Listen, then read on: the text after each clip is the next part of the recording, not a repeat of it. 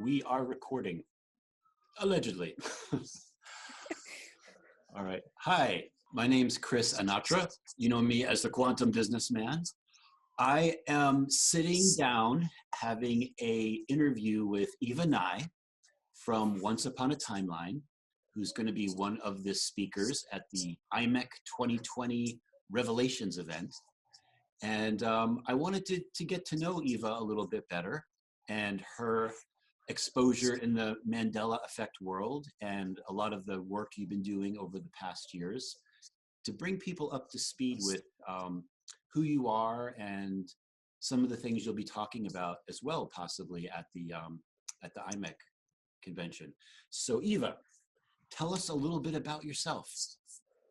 In regards to the Mandela effect or just me in general? Let's start off with you in general. Okay. So I was a relatively normal person in college, but I was a psychology major. So you can only be so normal when you're a psychology major. And after that, some strange things did start to happen, just kind of paranormal events. So I got more interested in paranormal. And I explored outer body travel and remote viewing as per the Stargate program, the military program, so the original remote viewing system. And I was somewhat involved in that, and somebody mentioned something about this new weird thing called the Mandela effect. And then after that, I was completely obsessed with the Mandela effect, and I forgot about all the others. So I see a lot of the Mandela effects, a lot more than a lot of people. I see most of them. So it wasn't just logos for me. You know, it's continents, biology, everything. So for me, it's a huge thing. What year would you say it started for you? When it started or when I found out? Because when I found out was about 4 years ago. Okay. Almost 4 years ago now. But looking back, there were things that didn't jive, at least to the 90s, I would say. I did actually see the original Nelson Mandela died events on TV for it was weeks that they were running the memorials and all that about his death. And then right around the same time was the Jane Goodall died one that's also a Mandela for many. And I kind of was thinking, I must be working too hard, because then a few months later, they were alive again. And I'm like, I swear that I saw all this stuff. And I'm just like, what are you going to do? So you just, you don't want to think you're crazy, especially if you're a psychology major, so I didn't think about it that much. I tried not to, I just wrote it off, but looking back, there were a lot of there were some little things too, some little things with I'm actually fairly interested in plants and tree species, and there were some weird events where this one tree species changed quite a bit, and I couldn't find the original anymore, even though I swear there was one huge one growing on my street. And again, I just wrote it off. There were some other little things too. Yeah, I know exactly what you're talking about. So you definitely, since the night, so basically your whole life, I'm going to probably assume you've been experiencing them. Probably. Really, I'm a little older than the 90s though, but those are the ones I know for sure. There were probably a few in childhood too, but it was like the McDonald's one where people remember MAC. I actually remember that way back when I was a kid changing for me. And I remember being confused, but you're a child, so it's hard to really trust your childhood memories. And if that wasn't a known ME, I probably would have written it off. But I do remember swearing that it was MAC. And then suddenly it wasn't.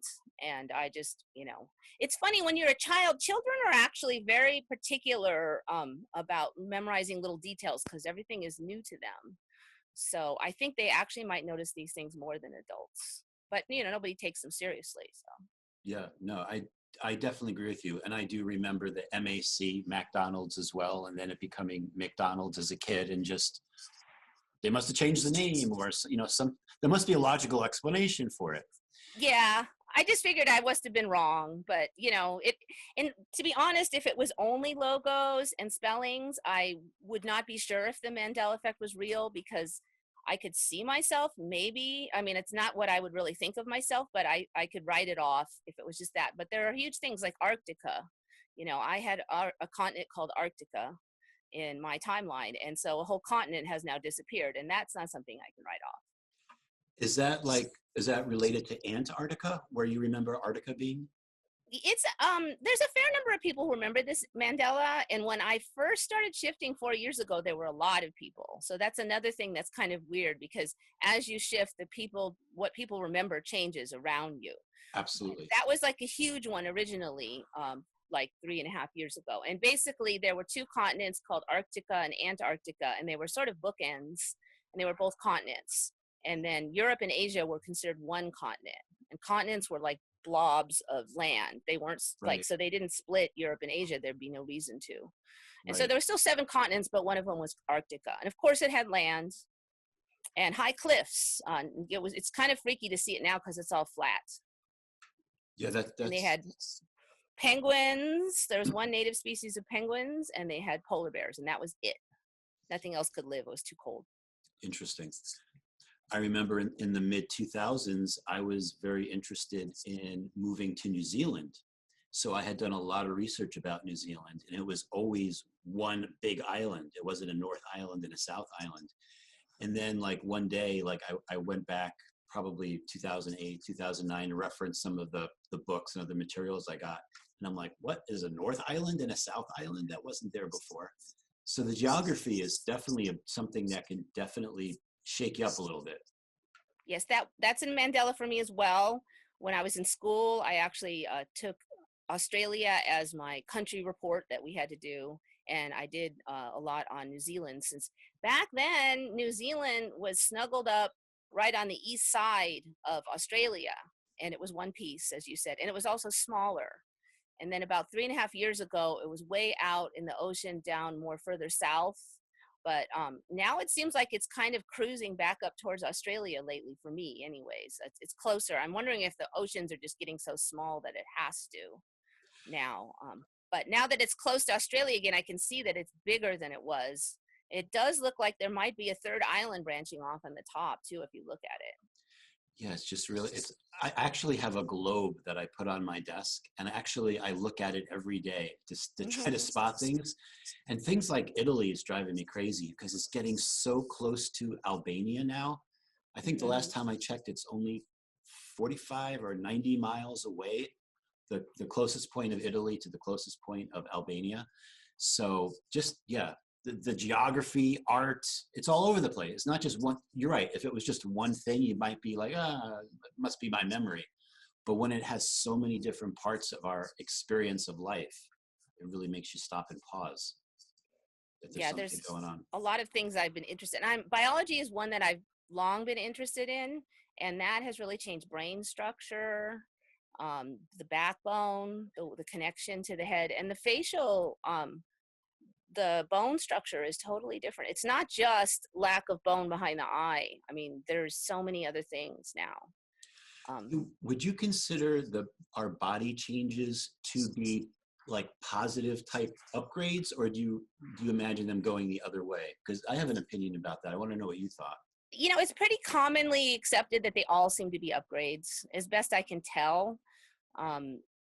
You know, some people are a little paranoid that, oh, maybe life's going to get harder, so we'll need them. But I think that's just a guess. You know, I don't necessarily believe that. I do think they're upgrades, but also I think sometimes when we're midway, sometimes they're not upgrades yet. Like as things are switching over. There was a time a couple years ago that I actually kind of had a weird thing with walking, because it just seemed like I forgot how to do it, or, you know, when I'd walk, I couldn't keep my pacing. And then I was kind of like, you know, normally you walk, you'd make the same stride every time. And it was just really confusing to me. Like the joints weren't bending right or something. And that was for a few weeks, and then it straightened out. So I think it might've just been like really mid-shift. A lot of people do experience a lot of weird pains and stuff during the shifts of certain body parts too. We've kind of tracked that.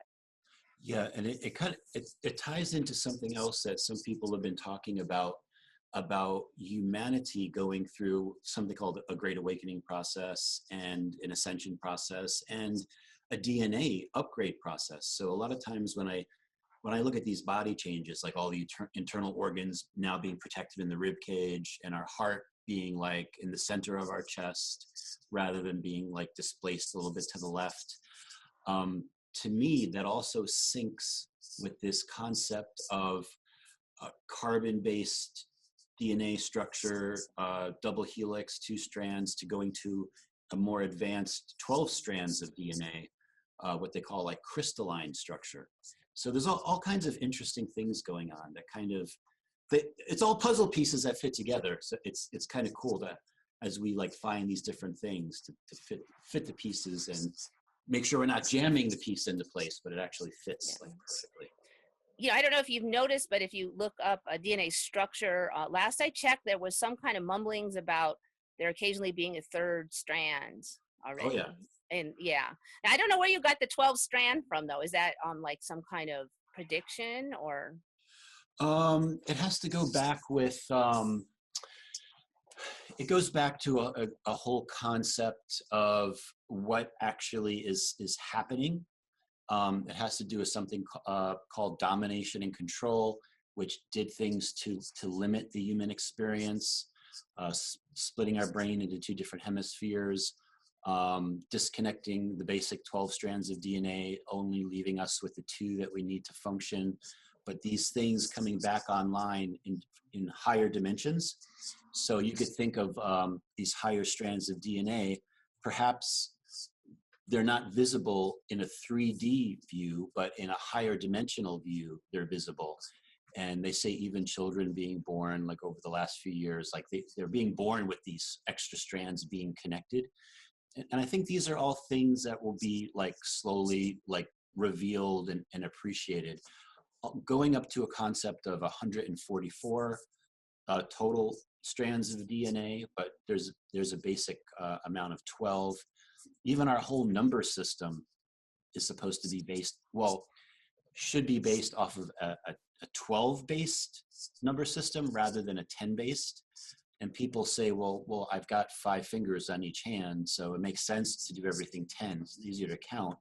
But actually, the way it used to be has to do with, in our fingers, we have these three sections. So we've got the 4, and we've got the 3 sections, and there's a way to count this way.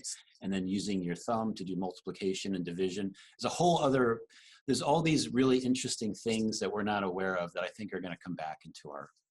But where did you get that information from? Multiple sources, but a lot of it has to do from a spiritual perspective, and other all part of the Great Awakening process. What are we? Like, what are we doing here? What is this? What is Earth? I have no issues with that, but I'm just curious. I have not heard that particular theory before with the 12 strands, and I'm just wondering where you heard it from. Yeah, actually multiple sources, books that were written at least 20 years ago. In this timeline. In this, there's a lot of stuff here that, my old timeline was a very boring place, I will tell you. And people are just showing up, like Cynthia. She was not in my old timeline. And I thought she was, I thought she was new to the Mandela effect. Oh, there's a new person on the block. And here, she's one of the originals in this timeline. So I was kind of blown away with that. Exactly. It's all part of that merging and collapsing of timelines that is happening, and these things called bubbles of reality. And then sometimes you get the residue phenomena, from that as the bubbles of reality merge. If you look at world population, for example, there's a lot of interesting things about that. I know 6 months ago I checked it, and I know for a fact it was 7.2 billion. I know even before that, growing up, it was always at least 12 billion people on the planet. And now I heard somebody talking, and they're talking about, oh, we're almost at 8 billion. And I'm like, where did the extra 800 million just come from? So there's a lot of, all these things. Like, I believe that there are these things that will make them all make sense. But right now we're just getting data without having all the sense being made out of it, but we're getting closer. Yeah, I also checked the populations since the last 3 years. And for me, what was happening for about 2-3 years was it was about 6 something. And then it would get up to about 6.8 8, and then it would dial back to about 6 again, and it kept just like resetting like that. And now suddenly it's 7 something the last time I checked. So that was something I was talking about on my channel. Like, where did that extra bunch of people come from? So it's been a trip. Yeah, I Yeah. just use the world population counter. I always use the same website, so there's no question. Yeah, so the last I checked just actually this morning, and it was 7.8 billion is the official 7.8, almost 7.9 billion is what the official number is. But when you consider timelines collapsing and merging, and if there are people on other timelines, like a Cynthia, for example, and we get shifted into a timeline where she is, that that all of a sudden there's someone that wasn't on our timeline before, so that just added to it. So there are those types of concepts too. Then some people must be shifting out, otherwise we'd have a and lot. Then exactly. And then they're being shifted out, or they are being moved into other reality, because Earth is running in the Earth hologram. She's running not just this experience, that there are other types of realities that she's also running. And sometimes a person's higher self might make the decision for their learning process, it's better for them to go into this other reality for now and learn the lessons there. So there are all these things that are going on. So do you think that everybody will end up in the same reality eventually, or they're just everybody's going to go off on their own timelines? I believe that we are all trying to get to what's called the graduation timeline. And the graduation timeline is the good one. It's the one where something called a resistance-free Earth is manifested, so that we could basically enjoy and learn what we're supposed to be doing from our life, rather than be kept into a cycle of, I'll call it constant reincarnation, always coming back, energy harvesting. You die, you go back, and you come back again, you're given amnesia, you go through the birth canal. It's like you're starting all over again, like, oops, I just popped into the world. And then you go through that process again. You live to be about 70 or 80, I'm just using that as an average.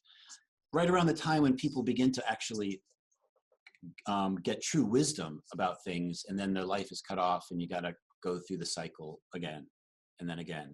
And then why is that happening? And, so those are some of the things that I talk about. But this interview is about... Is it something about kind of like Monroe Institute, loosh harvesting and that kind of concepts? I don't know if you're familiar with the out-of-body travel books, but he had a concept where he would, talk with, I don't know what, creatures or consciousnesses are out there. And they said that Earth is kind of like this farm where certain entities survive off the negative energies and the emotions, and they would call that loosh, was the word that they used for it. Yeah. So that's kind of like why we were enslaved for this farming purpose, is the theory anyways. Yeah, and when it's farming, it's actually evolving of the human DNA hologram is actually technically what it means. But yeah, this whole concept about loosh, as you brought that up, and who's doing it and why. When Mandela effects were really starting to hit me, one of the things that started happening is I started getting these visions, and not being under any kind of drugs or anything like that, and I would just close my eyes and see 10-second high definition movie clips playing of things that I couldn't even make up, and then I saw something else. I don't want to really talk about it, but it had to do with children, and it all pointed to this thing, how they harvest the loosh. And I'm like, what the heck is this stuff going on? So unless I actually saw these types of things, and I'm not creative enough to even make them up, and I don't know what loosh is. I mean, these are terms that I'm in the computer world. I don't deal with this stuff. So, but to answer your question, yes, I think that a lot of it has to do with, there are things behind the scenes that wish to remain behind the scenes, but not for long. People are going to be waking up, and things are going to be exposed. And even what's happening now is like a dismantling of these economic and other types of structures that have held the house of cards together, that's about to collapse, basically. Mm-hmm. So yeah, so the Monroe Institute, actually, I went there for a week. Mm-hmm. I did too. It was fun. Yeah. What are they? There's the first time you go there, what's it? Gateway. The Gateway course. Yeah, I did the Gateway course. Met a lot of cool people there too. It was pretty good. And you liked it too? Yeah, it was interesting. I kind of I found out, I didn't realize it right away, but I was kind of like dreaming other people's dreams when I was there. Like, I didn't, at first I just had all these weird images and memories. I'm like, well, that's weird, because it's not anything, it just didn't feel like anything that I normally experience. It didn't really, you kind of, you live in yourself their whole life, you kind of know what kind of dreams you have, and there's certain patterns, and everything just seems so weird there. And then finally somebody started talking about some experience they had while they were listening to the tones, and I'm like, well, I saw that same one, and you were in it, like I saw theirs basically. So I figured it out at the end, is that I'm seeing those people's events, like I'm spying on them or something, I guess. So I started asking at the end, I'm like, did you have this experience? And they did. And what was weird though is even the people that were not not listening to the tones, and were the facilitators who were sitting outside paying attention, they would actually be like, some part of them would be in on some of these events, even though technically they were still conscious. So that was interesting.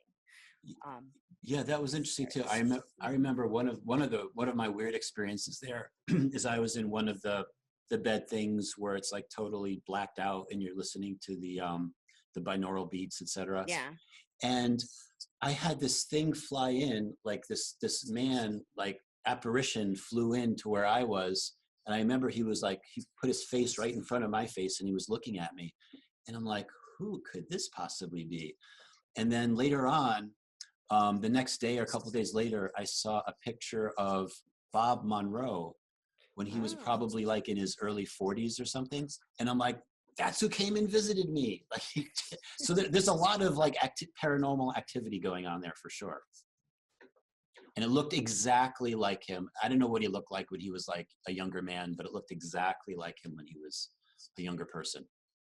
That's interesting. I did see something like that when I was doing the check unit thing, but it wasn't really like a person. So I don't know. It was some kind of something that didn't translate to human. I'm not sure exactly what it was though.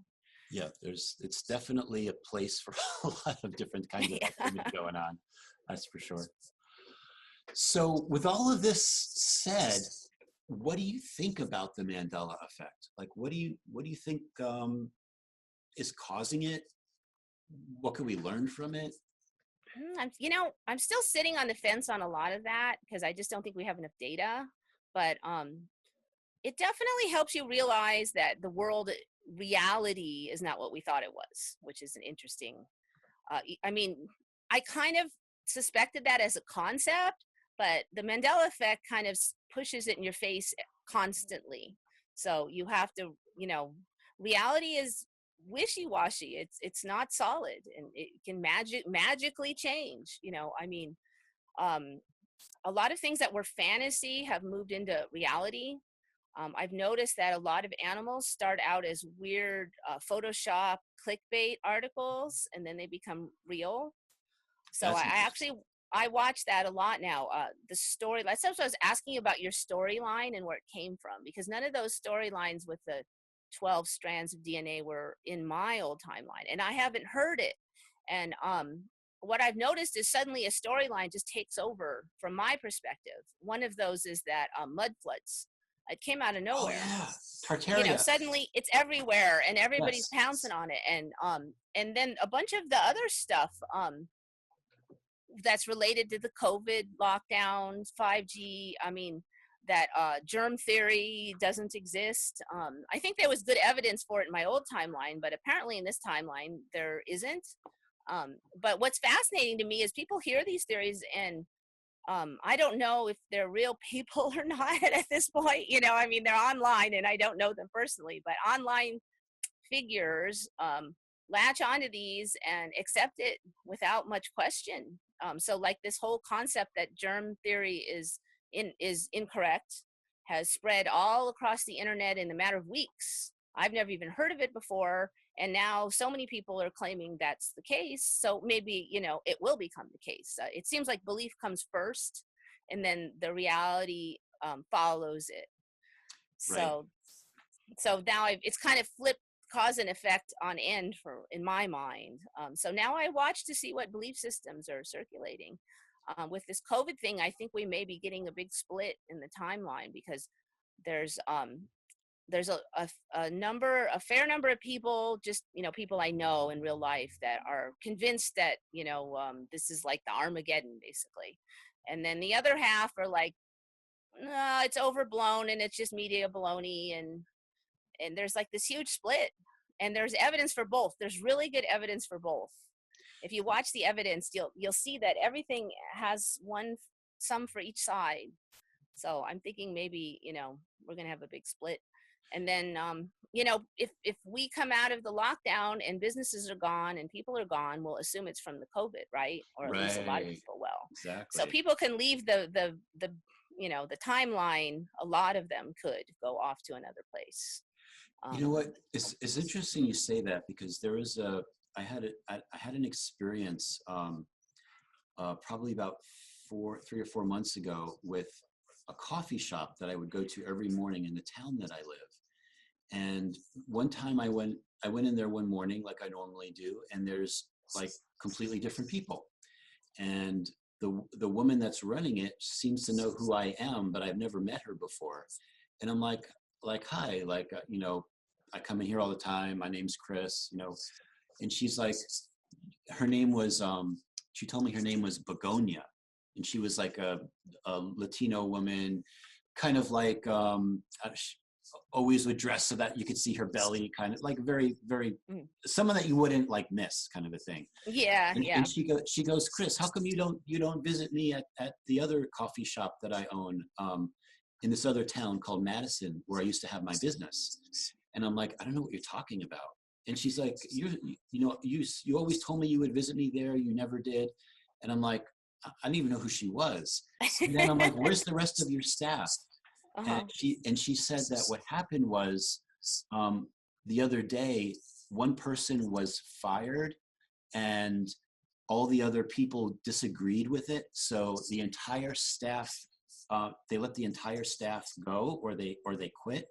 And somehow within 24 hours, they hired a completely new staff, which I know in the food service industry is not an easy feat to pull off. So, but it kind of shows you how when you're shifting timelines, how things can sometimes work to make sense of things, or you almost like magnetically attract things from other timelines. So here's a situation where a woman who I never knew, she seemed to know me from another coffee shop I used to go in another town that I moved my office from. The entire staff changed. Like everything actually changed within 24 hours. So to me, it's like, I think I might have gone into a different timeline here. So it's interesting how these things work as well when you shift a timeline. Sometimes it's right in your face, and other times it's more subtle. Like, how did that building get there? And then there's a whole history how that building got there, but you never saw it before. You never saw it get built or anything. Yeah, there's been a lot of regional changes. I do think it's harder to notice the regional changes. I've noticed that my mind tries to dismiss them very quickly. And there's been a lot of questions why people don't notice their own regional changes. I think that the downloads or whatever are stronger when it's regional. It's also more spooky when it's right there. Arctica is at the other end of the planet. So somehow it's just really weird when something in your house changes or down the street changes. We've also had some weird stuff with stores about, I've heard a lot of people talking about it. I had a big experience where we used to go, me and some of my friends go to this deli on Sundays only, because Sundays was the one day I didn't work. And so I would just kind of, let's go eat and we can sit. I don't have to worry about doing anything later. And we'd only go on Sundays. I've never been there any other day than Sunday. And then one Sunday we went and they were closed. Oh, that's weird. So then we went the Sunday after, and then we said, well, how come? We asked them why they were closed the week before. They said, oh, we've never been open on Sundays ever. Today's our first day. Oh, wow. And I'm like, and these other people that I'm with, they're like, normal people who don't do paranormal. And so they were completely freaked out. But at first she's like, well, we must have been wrong all that time. I'm like, there's no way, we only ever came here like 20 times on Sundays. And so I started grilling that guy, and we actually checked with the other people who usually come with us, and they all agreed it was only Sundays, and they were freaked out. And then I went back there and I grilled that guy some more. I mean, not real mean, but I just was like, hey, look, 4 of us remember coming here every Sunday for like a year, and you said you're not open Sundays. And then he actually, I mean, he got the download in front of me. It was weird. He looks up and then he goes, oh yeah, that's right, we did open on Sundays, right in front of me. And then he's, oh, and it's me who works on Sundays, how could I forget? And I mean, it was flipping me out. The weird thing though is his story didn't make sense, because then he's well, we only do it for the summer or something. And no, we went in the winter too, so it still didn't really comply with our memories. But it was like he looked up and suddenly he got the download right there in front of me. So I'm really curious about these download things. What's going on with that? Is that the current timeline trying to get you to fit in and I really do think people get memories put in there, and sometimes they don't make sense. They're not quite right. They're still off. But yeah, but it is very revealing, isn't it? To me, it's very revealing of the holographic nature of our reality. And I'll use the term game. So let's, I'm just going to, I don't mean to cheapen the experience, so I'm just going to use the term game. No, it's fine. Yeah. I think of this as a big game too. Okay. All right. So we're kind of on the same page. Yeah. Yeah. So if it is a game, and we have our consciousness that's been downloaded into this human DNA hologram, and we're having this experience, and then there are other factors trying to make us keep believing that it's all real, right? Because the whole thing is, if we all start awakening and beginning to understand that it's not what we think it is, and there could actually be a base reality above this reality, well, then that blows the whole game. So depending on who it is and who you're talking to, whether it's a download or whatever it is, for there to be an information changed, for you to like maybe I am wrong, or now he's agreeing with me, so now it's not the issue. It could be this other person that was wrong. And I'll give you an example about that. At my company here, I would do these Mandela Mondays, right? And so I had one that I was going to do in February. It's at the end of February, and it was about leap year, because I came across this everywhere that a leap year was every 5 years. And I'm like, no. A leap year is 4 years. But everywhere. It's not 4 years now? It's 4. Well, I'll finish the story. Okay, so okay. I always remember it being 4 years. Yeah. And so this was a Sunday before my Monday meeting. I come to the office and I happen to look it up, and it's like, it says that 2020 is going to be a leap year, but it says that it happens every 5 years, and it was 2000, 2005, blah, blah. And I'm like, wow, this is a big Mandela effect. This is gonna shock everybody at the office. So I'm conducting the meeting, and I tell them I have a new Mandela effect to share with them. And I said, it has to do with the leap year. And I asked everyone, how many years are in a leap year? And unanimous, everyone was like 4 years. And I'm like, guess what, guys? You're not gonna believe this. Went to the same exact sites I went to before. Everything went back to 4 years. So I'm like, that happened. Yes. I'm like, what? Not that exact one, but sometimes they're very transient, and you really have to check it. Like ones I knew last month, if I'm going to talk about them on my show, I need to double check it, because sometimes they go back or they change. Yes. Yeah. Even like logos aren't good ones to use, but like, so Verizon is the cell phone carrier. They always used to have their check mark above the I. And I've been a Verizon customer for, I don't know, for a long time, at least 20 years. And so, one day I'm in the mall and I see the Verizon store has the check mark after the N. And I'm like, oh my God, like it's a Mandela effect. And then I said it to someone who's in the community, and she was like, no, that's a legitimate logo change. About 3 or 4 years ago, they changed their logo to put the check mark at the end. So I just accepted that. And then I went to one of those sites that actually shows you all the logos and the evolution of a logo. And before, Logopedia. yeah, and before that, the logo was in a whole, it was like below the word Verizon. It was never, there was never a Verizon logo that I remember it with the check mark above the I. So my point in saying the story is that sometimes you have to look even further, because what you remember, even though it's a legitimate logo change, when you look and see what it was before, it may not match up to what you remember anyway. So yeah, it's like a definitely. constant game. You're playing a game within a game. Yeah, another one that we had in my, like about 3 years ago, Walmart with a dash was a big Mandela. But now, if you look in the history of Walmart, it did have a dash in the past. But back then, it never had a dash, and that was why it was a Mandela. But now the dash is back in its history.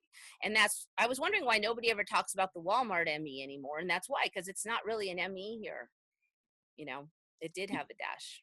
So yeah, it's constantly switching. I actually had something switch in 4 hours. I was watching a show on spacewalks, and they mentioned in this timeline, there's that event where the guy had his helmet fill up with water and he almost drowned. That wasn't in my old timeline, but I was watching that, and then they said, worst case scenario, he'll have to flip up his helmet to space and let all the water blast out. Now, in my old timeline, you'd be dead if you did that instantly. You'd never could be exposed to the vacuum of space. So I'm like, whoa, wait a minute. And so it was one of those shows that repeats every 4 hours. So I'm like, okay, in 4 hours, that show's going to be on. I'm going to listen again and like write this down. And that exact part came up, and they didn't say that again. It's the exact same show. It was a repeat show, but you know, they didn't. So it was gone. But apparently in this timeline, last I checked, and this is what I always say now because I haven't checked in the last 5 minutes. Last I checked, you can flip up your, be exposed to space for a short while and be fine. So that's a different thing too. Another Mandela. That's pretty different because it's pretty cold out there in space. Yeah, it used to be that it would just, the vacuum would just like suck out your fluids and you'd be a popsicle in a second. The damage would be like, boom. You wouldn't be able to, you know, close your visor. But now, last I checked, you know, you could handle like 30 seconds, you'd get some frostbite and you'd be fine. So Gotcha. A lot of things. Gotcha. So I think the moral of the story is to check, recheck. Yeah. And overall trust your memory. Like that's the thing too, is like so much of it we're made to feel like we are misremembering, and the human brain is not perfect. We do misremember things, that's normal, but some things we're not misremembering, you know, we're just not it's the way it was. Then you've got the naysayers, you know, the trolls. Somehow they make me remember it more because they fight so hard against something, and then I remember all their arguments, and then when it switches, their arguments all switch. So like when the Flintstones changed, and there was no T. It wasn't Flint anymore. It was FLIN. And all the naysayers said, oh, that they named it that because of this producer named Flynn, FLYN. They named it after him. And it seemed kind of ridiculous at the time. But then the T came back, and then of course all those threads are gone. And that's one thing we very much noticed, is that you can't find the evidence of the old timeline. The threads where we're arguing it will either slightly alter, if that is possible, or they'll just be gone and they never happened. So many times we've tried to, oh, I'm going to go back to that old thread. No, it's gone. What's interesting though, because somehow the Mandela knows the difference between people just being mistaken and actually knowing the truth, because there's still lots of threads somewhere where people just made random errors, as far as I can tell, but our specific threads are gone. So it's targeting, it doesn't target every thread that someone was mistaken. It only targets the Mandela threads where that was accurate for that timeline, which is kind of interesting. And if there are other forces at play that are influencing things, with all of the timeline collapsing and merging that I feel is happening as of late, they got a lot of work to do. There's a lot of Wikipedia pages that have to keep being updated and changed, and one thing connects to another thing. And yeah, so there's... And another thing I've really noticed is there'll be like an excuse for something that will exist temporarily. to Yeah. kind of smooth the passage over. Yes. And Yes. people will take that excuse and go, oh, well, that's why, it wasn't well known. It's only been around 2 years or something like that. If you go back a year later and check, the excuse is gone, and it's been that way for 30 years in that timeline.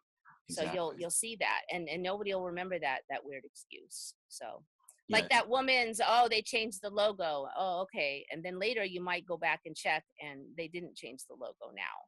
It's always been that way, but you'll hear that excuse to kind of throw you off the trail, basically. Exactly. Or they did change the logo, but the logo they changed it from doesn't even, that's not even familiar. Yeah, exactly. And it just seemed like some people are kind of, I call them creatures of the matrix. And I don't really have a strong definition for that, but it's basically they kind of are mouthpieces for the matrix. Yes. And they'll just come on and they'll say stuff like, oh, well, that was just a mistaken assumption by so-and-so. And I'll get on there. I'll go, okay, well, give me the link to this information. And they'll, oh, well, I can't find it. But it seems like they actually believe it when they say it, though. I mean, I don't think they're, some of this stuff is so specific. I don't think that it's your typical naysayer just making up stuff. But then they can never, of course, find this information. But I think in their mind, they believe it. It made sense to them. And then it'll come, oh, well, I heard that when I was a kid, or my uncle who was in the industry said it, or whatever. There's never anything you can trace, but there's a lot of those. So I challenge every one of them. 99% of the time, they can never point to anything. But sometimes it is there. There is temporarily there is an excuse. Yeah, and it's like weird things too. Like when I gave my presentation in Ketchum, Idaho, part of it had the World Trade Center, one of the planes hitting it, and it turns out I went, there was a timeline change where there's now that big hotel that connected both World Trade Centers that was never there before. And I went back and checked the video, and if you look at the video, all of a sudden you could see the base of that hotel there that I swear wasn't there before. So it's just funny to see how when you produce your own work and do things, and then you go back and change it, it picks up what was in this particular timeline, which is also like, whoa, that wasn't there before. Yeah, the Star Spangled Banner is one of those. There were a couple little changes, and Moneybags covered it. And now there's a whole nother verse that nobody ever sings to Star Spangled Banner. And it's all, unpleasant one. And so this is kind of unpleasant. That's why nobody ever sings it. But check it out. So I checked his old video when he covered the original small changes, and that verse is on there now. And he completely ignores it in his show because it wasn't on there when he made that show. But it's weird. The other thing I've noticed, though, is a lot of the old stuff is kind of being degraded. Like the old art, the quality has gone down. The pyramids are really shabby looking now. It used to be those stones were beautiful. Yeah. Now the Star Spangled Banner is got some racist verses now at the end tacked on. There's just like all that old stuff, and then we got this beautiful new stuff like the Indian stepwells are just exquisite. Those showed up like 3 years ago, and they're just more and more all the time. So the new stuff is kind of taking over. Like the Taj Mahal is a lot smaller now. It doesn't have all the pretty blue little mosaics and stuff. So like all the old stuff is like getting phased out, I think, basically, it seems like. Tell me a little bit about the Indian stepwells, because I haven't heard about those. If you do a quick Google, your eyes will probably pop.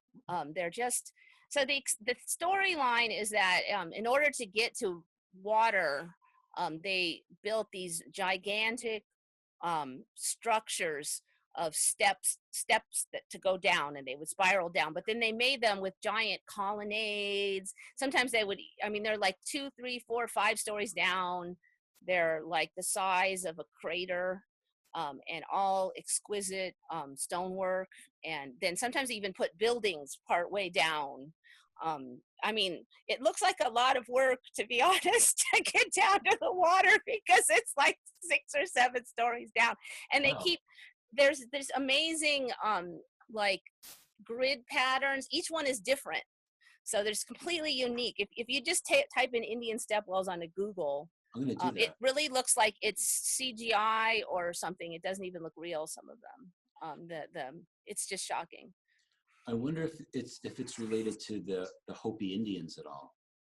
Is it a Hopi or just different tribes in North America?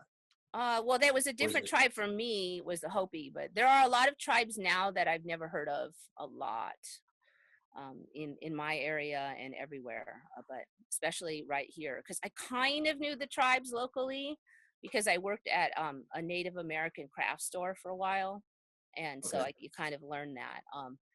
But I don't. Northern California has changed drastically for me, actually. So I mean, like, I don't even recognize um, anything past San Francisco at this point. I don't. There's a few counties that I do remember, but most of them, I've never heard of them. It's weird because I ship for a living, and I knew all of the counties in California 3-4 years ago, but in the cities, and now, and I lived up north too, so I would know that, you know. Right. But right. It's a trip. I've definitely seen that California's gotten squished down a lot. I wonder if maybe we're getting room for like some other continents and stuff, because if you look over by Australia, all that Papua New Guinea stuff up there, there's a bunch of stuff that wasn't there before, like islands. They're a lot bigger, and then we're finding out about all these weird animals that live there, like the tree kangaroos and tree kangaroos. I didn't have any fennec foxes in my timeline. Those giant ears, they look like Pokemon. Those things with the huge ears, I didn't have those. The flying foxes or the fennec? The fennec, FENNEC. They have monster-sized ears. I'll look those. There's so many of those mandanimals. I know. Wow. I know, but those things, you would never forget those if you ever saw them. Yeah, exactly. In your life. And tree kangaroos, they're so cute. Like, how come they're not? There's no movies or animated films with tree kangaroos that I could find anyway. There probably are now, though, because it goes back in time. So I think the fennec fox, and then there's the red panda. Those are so cute. Oh my God, they're so cute. A lot of the new animals are cute, but some of them are like really gross. Like I know there's like excretions and peeing and everything is really popular in this timeline. Like all the elephants didn't used to excrete this disgusting musk stuff in my old timeline, like they do here, out of their necks. And then you've got all these animals that pee on themselves to keep cool in the heat, and stuff that comes out of the camels now is completely disgusting. So I don't know, there's definitely some really gross patterns. There's Arctic camels as well, camels that exist where it's really cold, and I'm like, yeah, and horses, and the cannibal horses. I don't know if you heard about the cannibal horses, but in Australia, they have the Alps now. They have Australian Alps. That's a Mandela. It's funny to watch the traveling, because first we're like, Australian Alps, they didn't have snow, and everybody's freaking out about that. And then it's the cannibal horses live on the Australian Alps because I guess they run out of food, so they'll eat dead corpses and stuff. Now, my old timeline, their digestive tract could not tolerate eating a bunch of, meat. Right. But in this timeline, horses do eat, they'll eat birds and whatever they can bite in this timeline. And they're fed fish in Siberia. And a lot of birds like spiders can capture snakes and suck their blood. They couldn't do that in my old timeline. They weren't strong enough for that. So a lot of herbivores are kind of getting to be omnivores. Yeah, like giraffes. Now, the carcasses? Yes. Carcasses, exactly. And they chew on bones, and I'm like, that's not an herbivore. That's an omnivore. Where I grew up in my timeline. So it's just funny how some things haven't caught up to it yet. Yeah, they would be sick, and they also wouldn't have a taste. That was always an argument that when the debates, vegan versus are we omnivores, carnivores, or are we herbivores? And one of the arguments that would always fly around was that animals naturally have a taste for what is natural for them to eat. So the argument was you never saw a rabbit eating a carcass, even if it was there, because they don't have a taste for it. It's not what they're supposed to eat. And so that was one of the arguments for omnivores, is humans like the taste of meat because we're designed to eat it and it's natural for us. But now that doesn't really hold because everything eats everything now. So strange things are afoot in the animal kingdom. I could live without some of those. I don't know if we're Yeah. just supposed to be getting used to nature, but I'm kind of like, you know, they got these beautiful rainbows and these Pokemon creatures, but then you've got this just things that you know, like sharks did not used to eat their brethren in the womb in my old timeline. You know, that's kind of a new thing about 3 years ago. Oh, I didn't even hear about that one. Wow. Yeah, so in the womb now, some shark species, there's all these little embryos, and then they'll eat each other until only one's left. Oh my So God. they're cannibals in the womb for sharks here. So there's a lot of gross stuff too. So, you know, I'm not sure what to make of all that. Maybe that, I'm hoping that'll split off in some other timeline, or maybe it's just a lesson we have to learn, but I could live without that part. Yeah. I just like the rainbows. Yeah, the rainbow part. Yeah, all the rainbow stuff. The springs at Yellowstone, Rainbow Mountains, cloud bows, Mm-hmm. all that kind of stuff. That was I know don't remember any of that stuff. Yeah, no, there wasn't. And the what is it? Those rings around the sun. They're there all the time now. I see them all the time. Those. Yes, exactly. Yeah. Exactly. Sun bows, and yeah, even how planets have rings that never had rings before. To me, it was always just Saturn was the only planet that had rings. Now I think Neptune, Uranus, Jupiter even has got some rings, and a whole bunch more moons. And water. Mars was dry. Now it's got polar ice caps. So, you know, we used to always say, oh, the hardest part about going to Mars will be there'll be no water. No water. But now there's water right there. They even have like frost on the ground. And I mean, there's water everywhere on Mars, and moon's got water now. They used to say it would be impossible for the moon to have water because there's no atmosphere, but there's water on the moon now. Yeah, I actually believe that everything in the solar system, so the solar system is surrounded by something called the heliosphere. I believe that actually everything within the heliosphere is actually having these Mandela effects. And we can see it from like planets, comets coming in that, you know, did just appear out of nowhere. Like we have some comets coming in now that are going to be interesting for the month of May to see if anything happens with those. The Swan right after the Yes. C-19. Yeah. Yeah. C-19 comet. Come on, people. People are, I think that's part of all this weirdness. It's just getting weirder and weirder. How many people are going to wake up and realize that something is fishy? You know, Yes, exactly. the things just keep flipping around so fast. It shocks me though, because it seems like here people are less observant of weirdness. Yeah, I think in my old timeline, people be like if the news said one thing and then they said something the opposite the next day, people would comment on that. Well, they would notice it, you know, but here they can do a 180, you know, every 5 minutes, and people just kind of go along with it. A lot of people.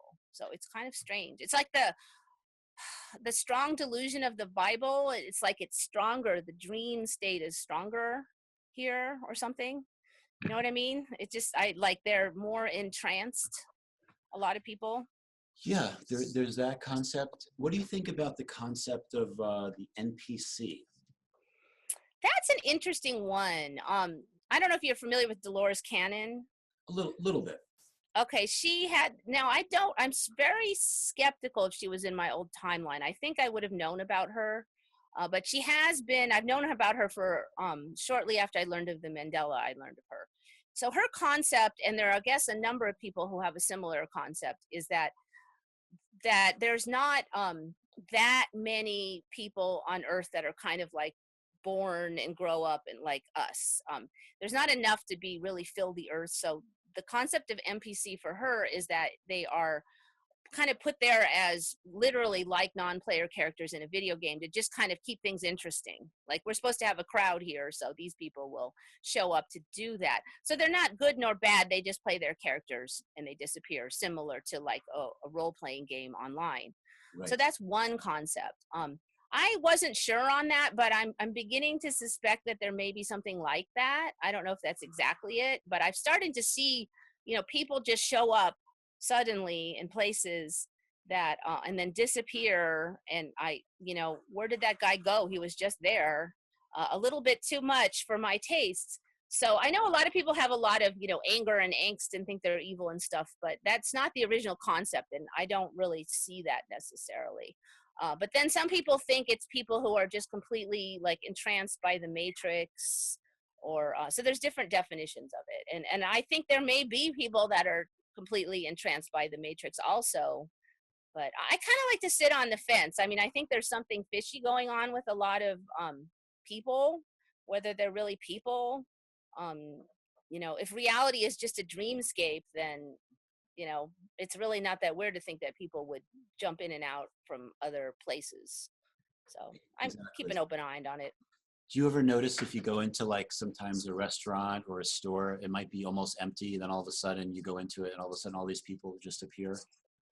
A little bit, but you got to realize I live in a busy area of California. And so there's almost never any time ever when places aren't busy, because it's a busy place. Yeah. California, it's like New York. I mean, you're going to go to New York and find a place where it's not people. There have been a few times that happened, but it's so rare that I'm out. And when I went to catch them, I actually did go out into the middle of nowhere and nobody showed up. So it was a fun experience, because here, even if you go hiking, you'll run into people. Way out, you know, you'll run into people, but Right. out and catch them, there were no, I didn't see anybody for hours. Nobody showed up. So Yeah, there is a like an esoteric concept teaching that there are 22 levels of NPCs, and that there's those levels mean the amount of awakeness that consciousness has. But basically, the concept is that someone can continue to rise up and actually get more of a full consciousness and have an awakening, even if they start off with like a lower type of consciousness. For whatever reason, the game has inserted them, you know, whatever, they still can ascend as well. Because some people, like, they get like a negative feeling, oh, that's just an NPC person, don't worry about that. But no, they're on their own progression to get to their full consciousness as well. So there's different thoughts about that too. I haven't really felt like, there's been some people who I strongly suspected may have been just generated, but I didn't really feel that they're negative or positive particularly. Like, they just seem to have the same range of what is that, ambiance as like regular people.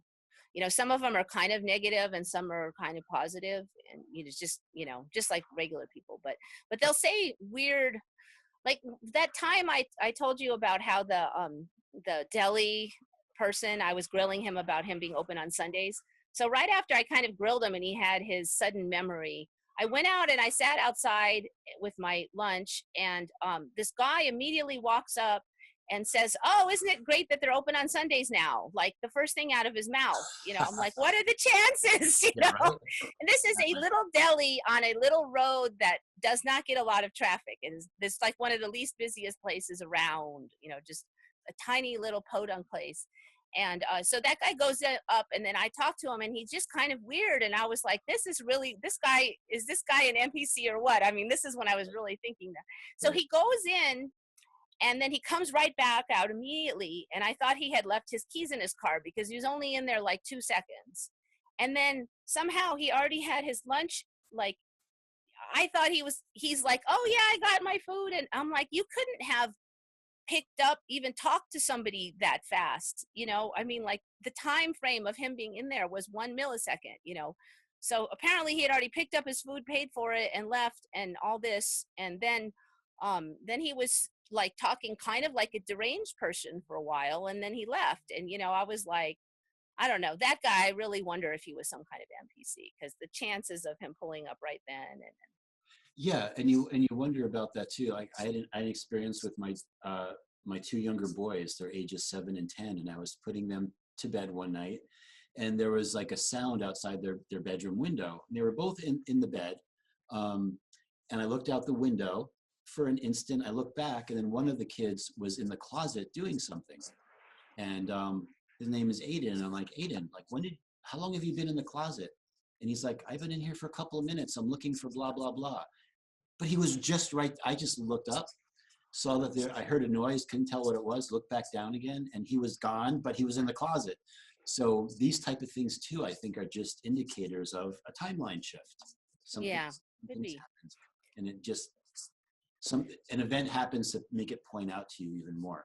But a lot of people are having these. A lot of people are having these just like us. And a lot of people are just like, it must be me, right? I must be going a little crazy or something. Yeah, how much smacking upside the head before they start to suspect. Yeah, Exactly. so I'm starting to see, that's the one thing about this COVID thing is, it's kind of a slippery slope, because way back a while ago, there's a lot of weird things about 9/11 that feed the conspiracy theory. And way back, there wasn't. I had looked into conspiracy theories. I actually have a pretty open mind. So I'm like, well, let me just see what their evidence is. And the evidence for conspiracy theories way back was weak. There wasn't much. I mean, that's kind of interesting. It's a little bit of a coincidence, but it really wasn't smoking gun. But then when I looked into 9/11, suddenly there was all this stuff. I'm like, I don't remember all this weird stuff. And how come they didn't talk about that? Well, now every conspiracy theory has a whole bunch of really good, creepy evidence for it. So it's like, but I looked at 9/11 and it was kind of a shock, because I really had to start thinking when I looked at that evidence that there's some lying going on, that couldn't have happened like this.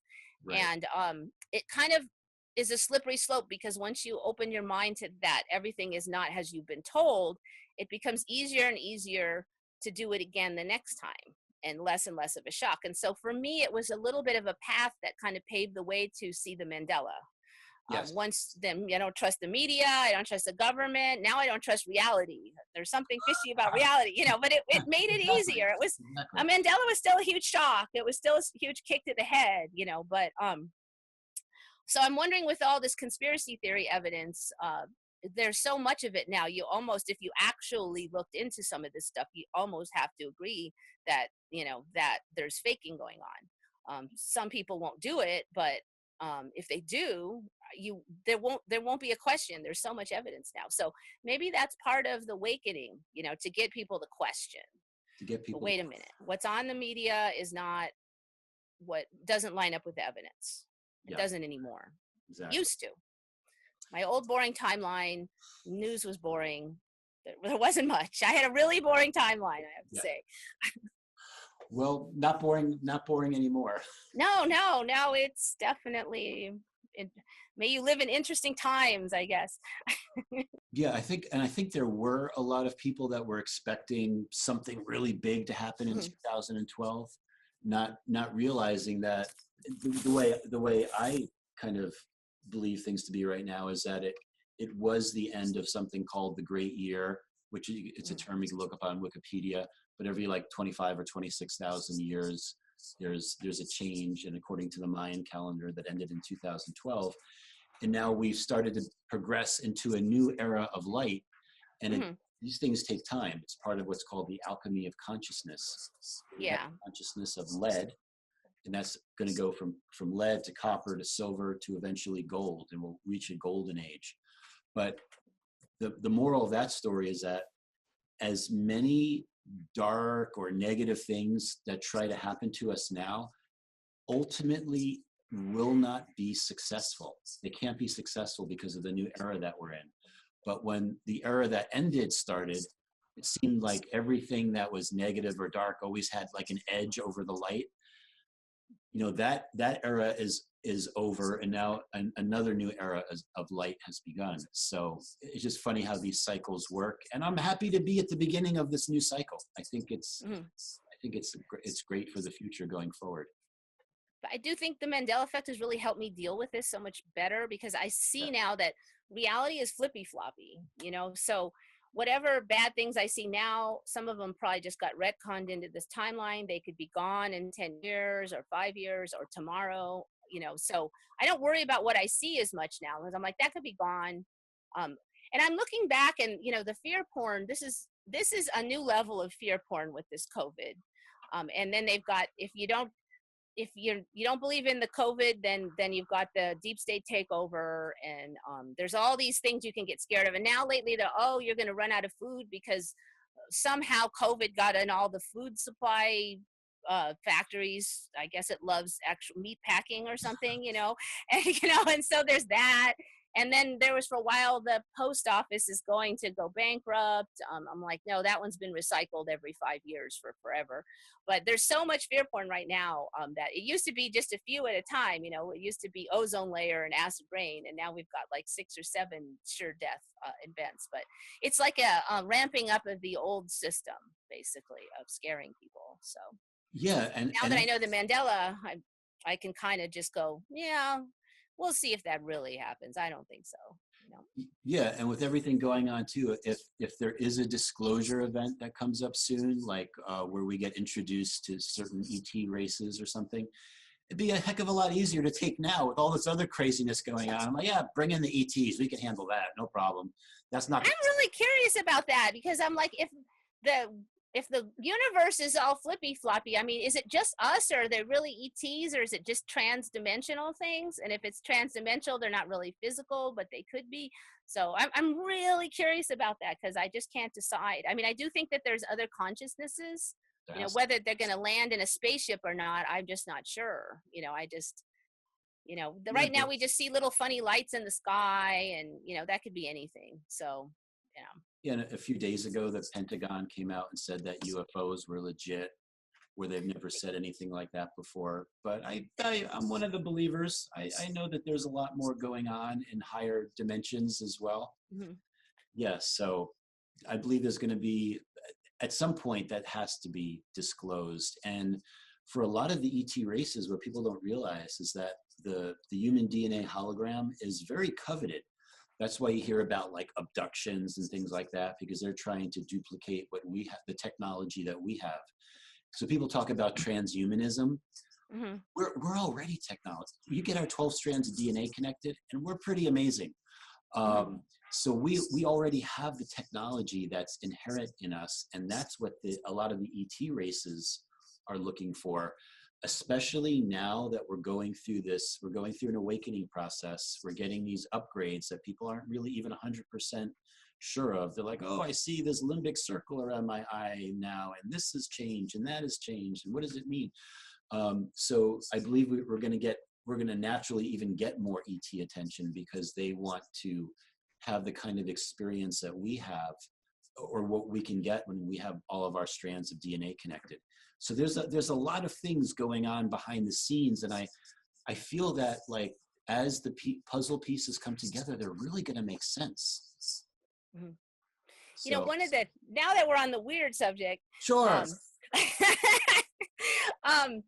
is kind of an interesting one because when I was thinking about the masks, there have been some times when I saw some really strange people on the street.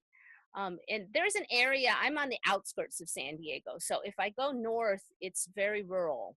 And I do have some things that I do up north area. So I'll drive on these rural roads. And there have been some events where I've seen some weird people like jogging, but then they weren't there when I drove back the other way, and there's no place for them to go and like that. And they were acting really strangely.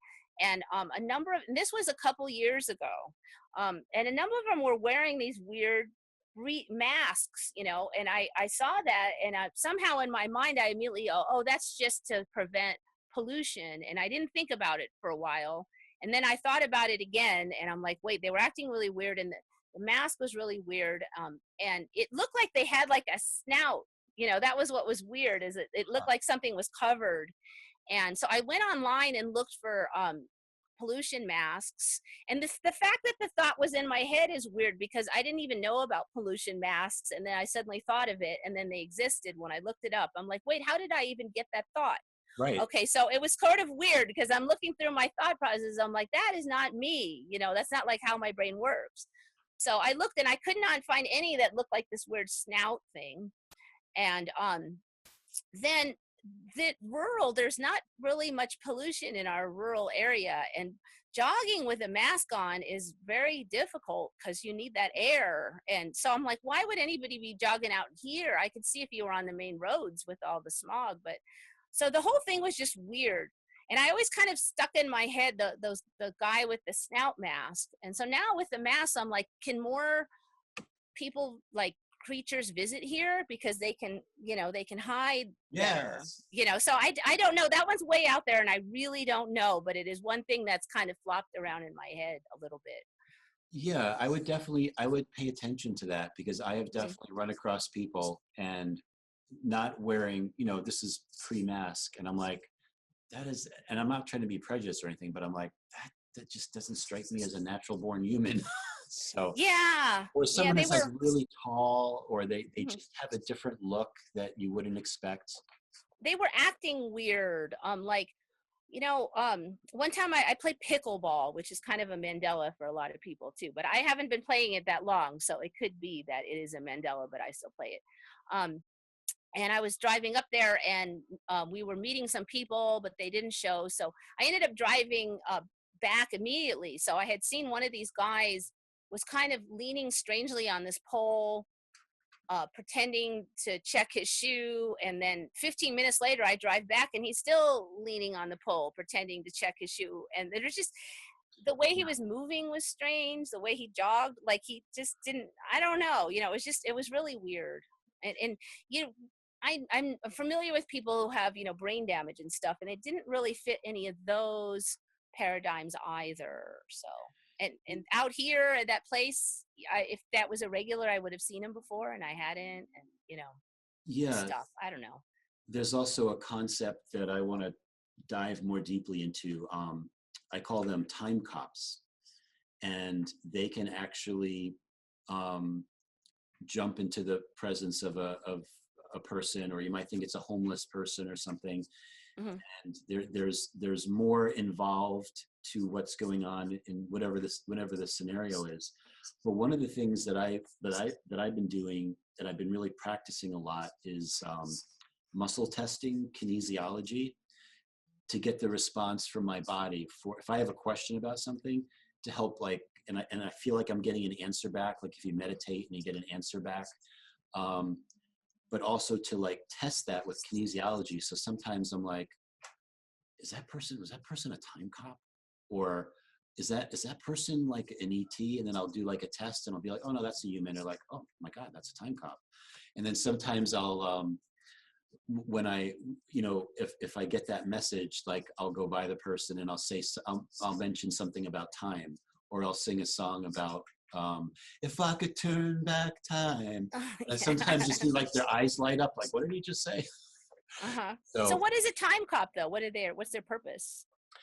Their purpose is to prevent abuses related to time travel, because Mandela effects are being caused. There's different causes for Mandela effects, and I believe one of them has to do with time travel.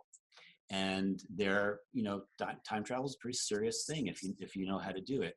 And there have been time travel wars. There have been, basically, it's something that has to be policed. And there's, I believe there's an esoteric, there's a level above us of beings that are there to make sure the timelines don't get totally fucked up. Basically, can I say that? Don't get totally screwed up. So they're there to prevent blatant abuses of things.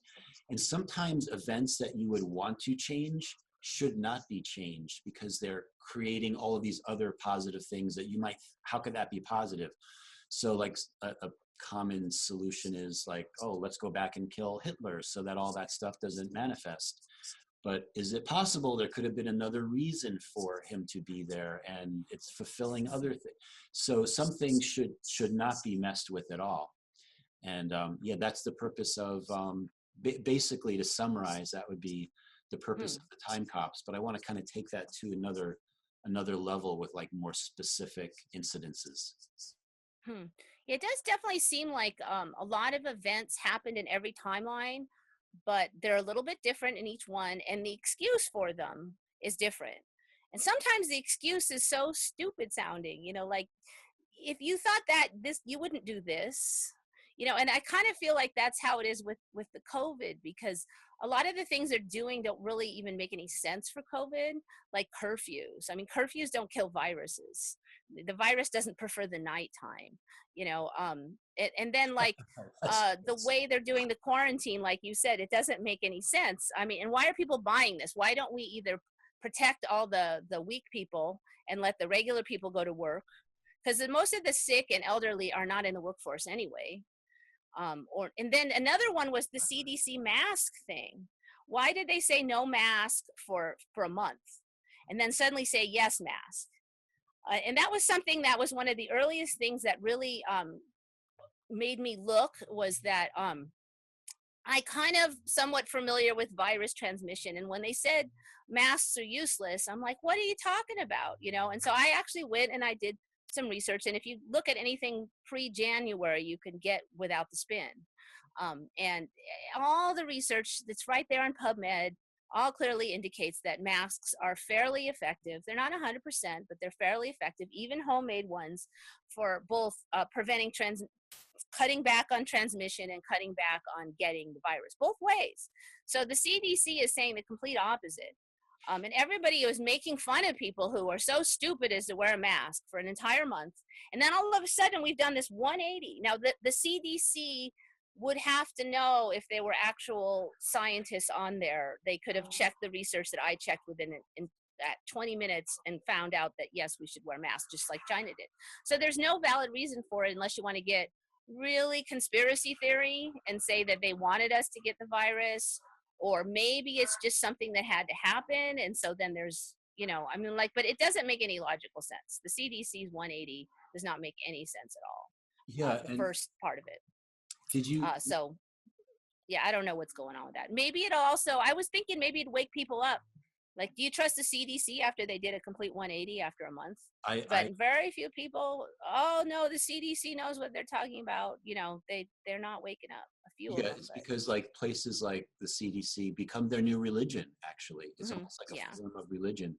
Did you see that hot mic thing at the White House before the press? Totally scripted looking, yes. It looked very scripted to me. Oh, you thought it was scripted? You think they were? I felt that Fox, I don't know if it's Fox or News or reality itself that did this. I tend to think that as much as we're getting a lot of our YouTube videos taken down, and like, I don't use the word COVID in any of my videos. I have nicknames for it, and a lot of people do, because they'll take your video down immediately.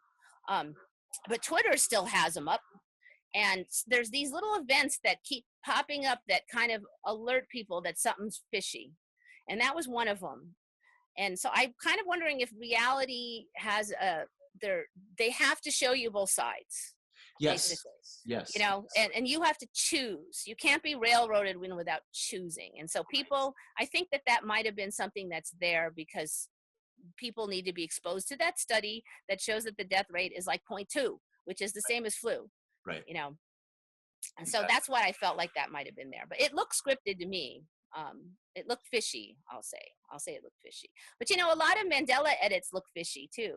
Like my friend has a photo that she kept on her mantle in her living room, and I've known her for 20 years, and that photo has changed, and it's still got this much dust on it, you know, so I know she hasn't actually swapped it out. But the new image, if you look at images of things that you think have gotten Mandela, they look a little funny, you know. They don't look quite right. Like the angles are a little off, or you know, they look edited. Like the Mandela was sloppy. I don't know if it just doesn't have enough memory power to make all of these really good, or if they really kind of leaving something there for you to see, for those with the eyes to see. You know, I don't know. Right. But I kind of wonder if that was why that hot mic thing was on there. People have to, the evidence, and I also wonder about the mask flip-flop. You know, it could have many purposes on many levels. You know, it can show you that maybe CDC doesn't know what they're talking about, but it also can be interpreted as evidence of letting the COVID spread. You know, there's a lot of different versions of how you can interpret that. There may not be just one.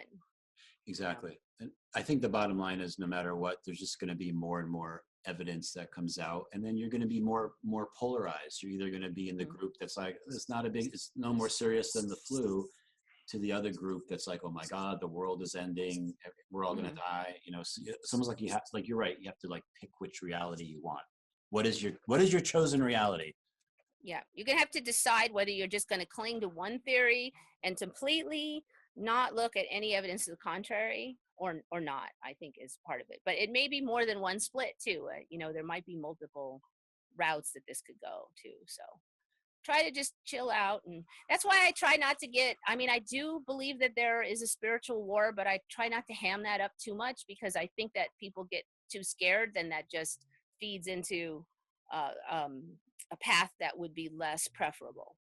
I think maybe that's why Buddha's system, they just don't deal with the negative. It's like the way to combat the negative is to go towards the positive, not to dwell on the negative too much. So Right. I kind of thought when you wanted to do this interview that you might have been worried that I would get all fear porn, negative, Mandela effect is work of the devil thing. And I'm not going to do that. I think you know that. But I'm not going to spin it too hard in the negative because I think it would be counterproductive to what's best for people. So. Yeah.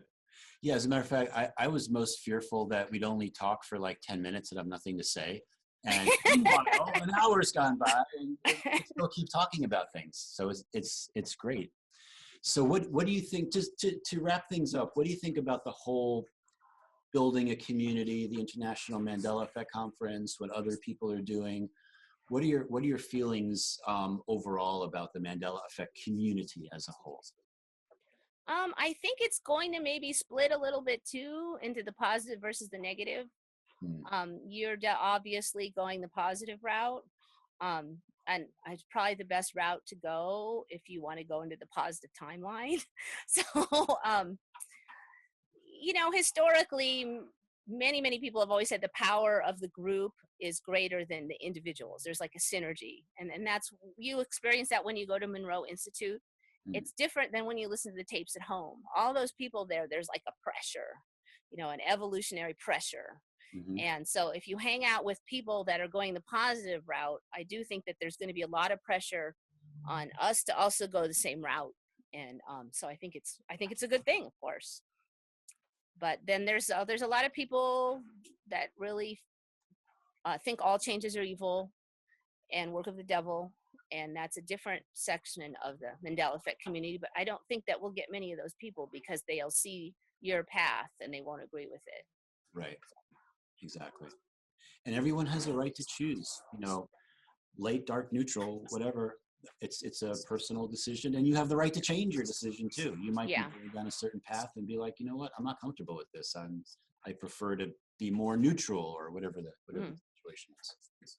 I'm not saying there's no negative, but I just, you know, the dangers of dwelling on it. And I do talk about that on the channel, but I'll keep it kind of neutral for you guys, you know, so it's not too controversial. Gotcha. I plan to talk more about just the Mandela and patterns, you know. Okay. Keep it more mainstream Mandela. So yeah, so just say like a recap too, like overall, like what you plan on talking about at the I'm going to look at the patterns I've seen, like changes in the waterways, how Mandela's kind of manifests, like a lot of them start in fantasy and theory, like Nibiru is one. There was this for a while there was everybody talking about Nibiru, that planet X, that there's another planet out in the solar system, and then scientists are like, that's ridiculous and there's no evidence for it. And then the next thing you know, scientists are saying, oh, there might be another planet way out in the solar system, you know. So first fantasy, and then belief, and then reality. And I see that with the Mandanimals too. First it'll be photoshops. I said this before, this is one of my accurate predictions. Remember that shark that was a one-eyed baby shark that was discovered, and it went viral, and it was basically a cyclops shark. Okay. And then and that went viral, and I'm like, you know what, I bet we're going to see a whole bunch of cyclops animals coming down the next few years, because that went viral, and it was like the opening round in that Mandanimal path. And now we're starting to see like goats that born with the cyclops eyes and survive. They don't die. There's something, that's one of the paths we're gonna see more of, I think. But it started as just a viral video. Another one was, I don't know if you remember, there was this meme that was going around where they take animals and put human teeth in them. And it would be Yeah, like a cat with human teeth, a yeah, dog, yeah, and they were creepy, right? And it was funny and ha. yeah. And the next thing you know, we have fish with human teeth that really do have human looking teeth. Now they're really in the timeline. It's not just a meme. That's true. So watch the memes. I've been watching for a while, wondering, for the last few years, I've been severely wondering what the zombie apocalypse meme was going to mean. It might be this COVID thing. I haven't really settled on it, but that is such a strong meme, and it's come out of nowhere. I don't get why people like it so much. Um, these memes, I think they're precursors. They're, foreshadows. Yeah, some people definitely seem to have a bent towards wanting that to be like, Mm-hmm. they watch like the zombie movies or zombie TV shows, and almost they want to have that kind of a life. So they somehow can manifest it. Mm-hmm. Yeah, It's I like think so. if it's a game, it's a multiplayer game, and we are Yeah. creating it all. So So I watch the memes, see where they're heading. You can't always guess, but sometimes it's a little more obvious. Like the Cyclops one, that was kind of obvious to me. I really wasn't sure on the zombie apocalypse one, but it worried me. I kind of wondered if the zombie one would be these, like, they have these funguses now that take over insects and control their brain. And then they have that cat scratch fever, kind of came out of nowhere, and now they're saying that it can affect the human psyche and make you more of a risk taker. It's kind of weird stuff where the mind being taken over thing is more of a meme, or now more of a actual thing in the current reality with the funguses and stuff. yeah, I'm almost finding that I almost have to like watch my thoughts and be like very conscious of what I'm thinking or saying or feel emotions, because I really feel like things start to manifest. So I know if it's happening for me, it's got to be happening like how you're describing it. It's happening for a lot of us.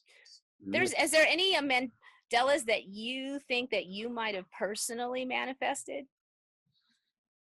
I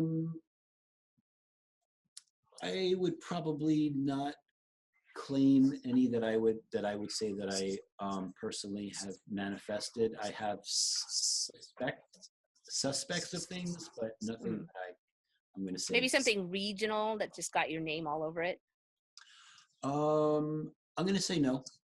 Okay, I'm kind of curious because there's been a few that it's just like I really loved fuzzy caterpillars when I was little. I just think they're really cute, and we didn't have fuzzy caterpillars here.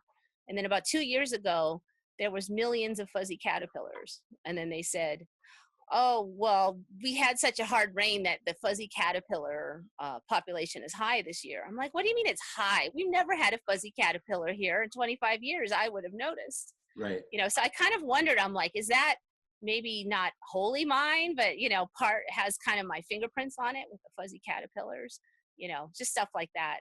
Nothing major, but, Right. you kind of wonder sometimes the manifestation, Yeah. I don't know. I actually, for a long time, have been interested in law of attraction, and like the Seth Speaks books are very similar along those lines. And I've been using it for my own life. So I'm pretty open to the whole manifestation thing, and how Loa works and stuff. It's kind of, people just think you can't just try to be positive all the time and just get what you want. You have to actually go in there and do the work in your mind about, all of the darkness in there. It's not an easy thing. So people try it for 5 minutes and then they didn't get everything they wanted, and then they are, oh, Loa doesn't work. But no, it's it's an ongoing process. It's complicated. There's a lot of layers in the brain. So, but yeah, I'm into the manifestation thing. Definitely. It works. If I focus anywhere, sometimes it's like extinct animals. So I'm like, boy, it'd be really cool if the Tasmanian tiger ever came back, or the Sri Lankan tiger, or things like that. And then all of a sudden, oh, the Tasmanian tiger's back again. Like, did I do that? I don't know. I wish for it to come back, but I don't know. So, but you're right. It's, who knows? Who knows? See, that's another one I've been kind of wondering is, some of the drama on TV might boomerang. Like if they say, I've noticed that the new Mandanimals come in and there's extremely rare, almost extinct animals, right? And then there's a big hamming up of, oh my God, any minute now they'll be wiped out. So most people are probably thinking, oh, that would be horrible. I wish that they do better. So maybe all of those wishes are part of what drives that animal to have more and more and more of those animals. So I kind of wonder sometimes the fear porn, you get the fear porn and you have two responses. You can really just wish that your life would get good again, or you could just really dwell in the fear of it. And so it could be a slingshot maneuver in either direction, depending. Some of us are sitting here going, geez, I really wish I could just go back to my favorite restaurant and sit down and eat some sushi. You know, and other people are sitting there going, I really wish that all these people would just stay home and stay away from me. And, you know, right. There's different versions of how you'll respond, you know, so that might be part of the split and part of the manifestation. Right. Exactly. So I'll talk about some of that stuff. You know, when you really sit down and start working it out, I'll think of things. So I don't know exactly how it's going to go. You know, I got to have there's going to have to come up with a cohesive theme for the whole thing. And when I get started, it'll probably rise up to the top, hopefully. Exactly. I'm sure it will. So I'm looking forward to hearing your presentation. And in case anyone is not familiar, there's been a change of dates. Going to be now starting on June 20th, which is a Saturday. Wait, is June 20th a Saturday? Let me check that. Yes, June 20th. And then the next day, I believe, is Father's Day. And we're taking that day off, and it's going to run into the following week. So it's basically being pushed about a week ahead. And that's, I checked the new schedule, and it's on a day that was fine for me. So, you know, it's not that big a deal because we'll be doing the videos in advance anyway. So I just have to be around for the chit chat. Exactly.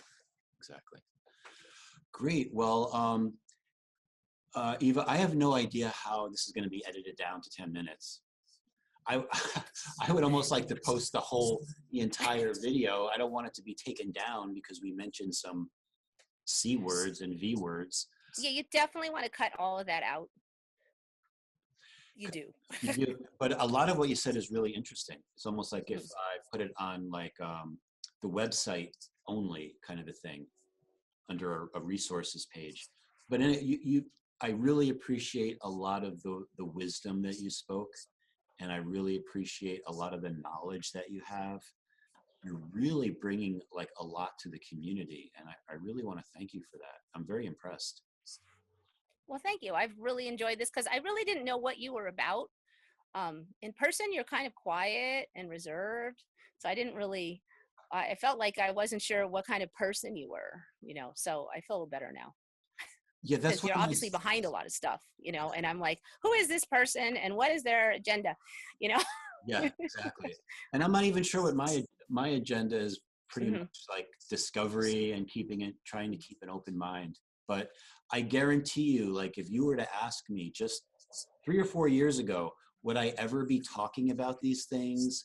Would I ever have would it have led me to an interest in spiritual things as well? I would have been like, you're crazy. Yeah. My life is totally like flipped upside down from the way I was to the way I am now. So were you pretty mainstream like 4 years ago? Because that's a pretty big shift. Mine's been very gradual. So it hasn't been as bad, but still Mandela has been a kick to the side of the head. I never really expected to see things happening right in front of my face like that. You know, everything else is more, you know, the UFO, okay, there's weird little lights in the sky. I've seen a couple of weird things, but it's not right in your face. It's not reproducible. You can't really point it out to others. You know, all of the things have been up like that up until the Mandela. And now we can say, look, we all see this thing happen. We can all talk about it. It's the first thing ever that's really been like that.